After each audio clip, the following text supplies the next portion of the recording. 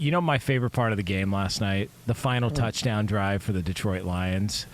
They just pounded the football and just said, we're going to give it to David Montgomery as many times as humanly possible. Oh, 3rd and long, we're going to run the ball. Oh, 4th and short, we're going to run the ball. The field goal and the personal foul call on the field goal, they get the ball back, and they just grind it down, and that game was a wrap. And I'm calling it right now. They stole their soul. That division is a wrap. The NFC North is a wrap. No, I don't know about that. There's way too much time. I mean, think about it this way.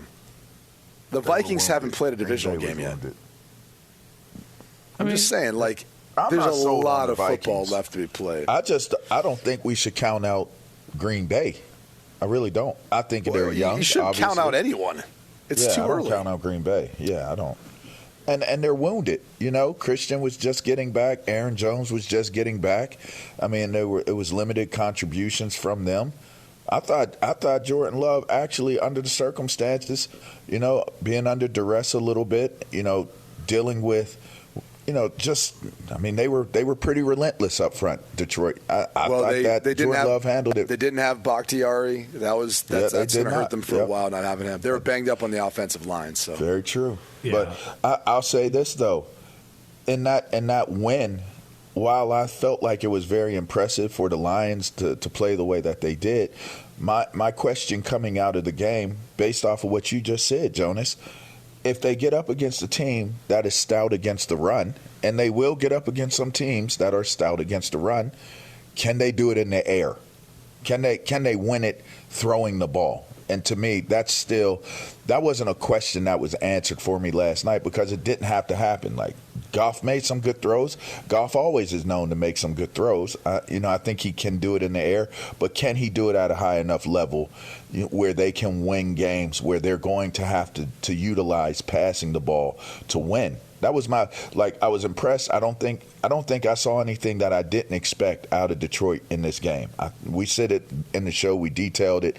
They're going to come out and they're going to impose their physical will against Green Bay. That's what we talked about. That was going to be the game plan, and that's exactly what they did. But if you get up against a team that can stand up and match what you're doing up front, can they win it in the air? And I think that was, I think impressed. Very impressed, though. Yeah, they've proven in the past that they can do it. You'd be hard-pressed to find a quarterback that's playing better football than Jared Goff since week 13 of last year. I mean, people tend to forget. What were they, 1-7 at one point last year? Yeah, they were bad. And then they ripped off that string of wins.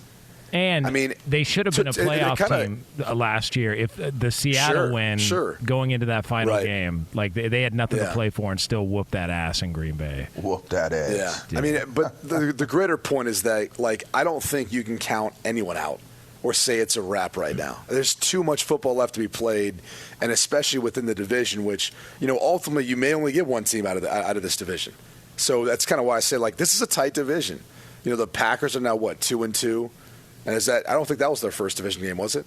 Yes, I think so. No, their first game. Yeah, well, they had the bye week, week one against the Bears. They had the bye week. So they're 1-1 now in the division. The Vikings haven't even played a divisional game. You got the Lions now. I have to go back and look at their divisional matchup. But they're right now the most physical team up front in that division, and I think that's what's winning in the NFL. Like, when you talk to NFL general managers, they'll say, like, hey, man, if you got a quarterback, it's such a luxury, because then you could do exactly what Philly did, what San Francisco has done. Like, look at the formula. What have both of those teams done in the draft for years? They should go draft first-round defensive linemen. I mean, for real. That's how you build it up to the point where, like, if you want to find the quickness, weakness to every single team, you go have some maulers up front, and you just can't find good enough linemen that can hold up enough. So even when you've got a quarterback, doesn't matter. If you don't have a line to protect him, you're going to be facing some of the best teams that have these maulers up front, and they'll get after it. So kudos to the Detroit Lions and the way they've kind of started to build this roster, too. Obviously, having a guy like Aiden Hutchinson, you saw his impact in last night's game, but that's the formula right now, man. You can build up those O-line, D-lines. You're going to be consistently good for a while. Now, there was a tale of two coaches, a lot of different, just a differing in moods following the game. Now, do you want to hear Dan Campbell just talk very positively? Yes. Or we Yes. can hear, all right, so we'll hear Dan Campbell first, because then we've got a red ass on the flip side of that. So let's listen to the Lions head coach.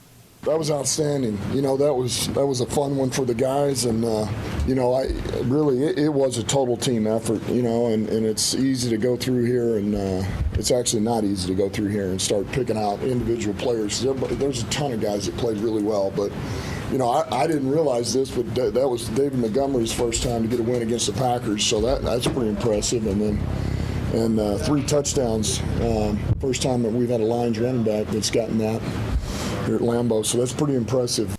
So there it is, just sticking a knife in the heart of Bears fans, reminding them that David Montgomery had never had a win against the Packers, and goes into Lambeau Field as a member of the Detroit Lions. So there was that. And then there was Matt LaFleur, who was not happy as he walked out of the tunnel to start the second half because of the way the game started. And so he was asked about it by local media there in Green Bay, and this is how that interaction took place. It happens when you have to cause a first half like that where you got nothing. Pete, we got our ass kicked. If I knew, it wouldn't have happened. Matt, they didn't blitz until the That's a last. BS question, man. It's not happy at all. Dang. I mean, listen, he's just asking a question. What crawled up and died up in his But don't you think there's elements, though, of now the decision they made years ago is confronting them, right? Like they chose to draft the guy to replace Aaron Rodgers. And you this could comes say with the whatever you territory. want. Comes with the territory. This comes with it, yeah. Like this is the and by the way, other Green Bay Packers front office executives and coaches have had to go through this before. Because when they drafted the guy to replace Brett Favre, Aaron Rodgers, they also had to go through this. And if you go back and look at that first season, it was a difficult season for those that made that decision to then buy into that decision. Because it wasn't like they were a bunch of world beaters. They didn't make the playoffs. Rodgers played okay that year. Were they 6 It was the and next 10? year where things, yeah, something like that. and it was the next year where they excelled and went and moved forward. So this is where they're at. It might be a year where, again, you miss the playoffs, but this time with Jordan Love, and you hear those doubters and you hear all that. They've just got to stay focused on the long term, like finding a solution at left tackle. And that's not to say David Bakhtiari is not the solution when healthy, but he's almost never healthy anymore. They've got to find some pieces offensively to get this team that's consistently play at a certain level. Like, it was great to see Aaron Jones back and Christian Watson back. But it's their first time being able to come back. So that's where they're at right now. The Packers, they're not in rebuild mode, but they're trying to kind of shape how this team's going to operate and move forward with Jordan Love as their quarterback in order to win an NFC North title. And it might take another year. Like, it's not going to be able to happen right now, right away, given at least what we watched last night. Ooh. I don't know that they're not in rebuild mode. They might not have a choice but to be in rebuild mode. I think it's too early to say where they are, to me, technically, but it could play out where they go up, they start trending up, and they have the talent to do so. But it could also trend down, and I'm not certain. If Watson can get healthy and can establish himself as that number one, like that true weapon that Jordan Love can depend on. If Aaron Jones can stay healthy, I'm not certain what's going on with Dylan. What's the deal with Dylan? I'm not sure about that situation. Is he still hurt, or is he not a part of the rotation anymore?